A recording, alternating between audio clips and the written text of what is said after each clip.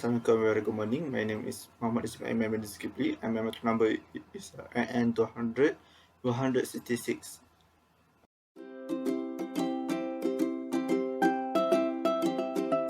In my opinion, learning material science are important as engineering technology student as me, because in studying material, there are areas of physics, mathematics, biology, and chemistry, all taught in a cohesive and self-contained way within the course.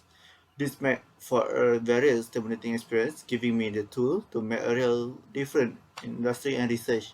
Moreover, the field of material science and engineering important, but from a scientific perspective as well as application field. Materials are utmost important for engineer or other applied fields because usage of the appreciated materials is crucial when designing system.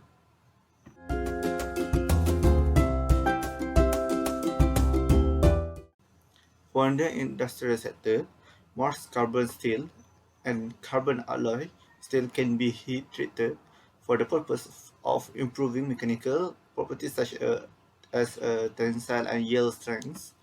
This is accomplished due to the heat treatment fundamentally altering the microstructure of the steel. Furthermore, the heat treatment process is a series of operations involving the heating and cooling of metal in the solid state is a solid state.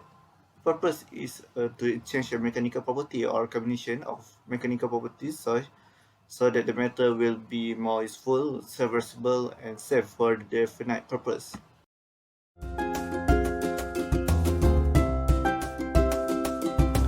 There are three main applications and benefits for the heat treatment. Firstly, annealing.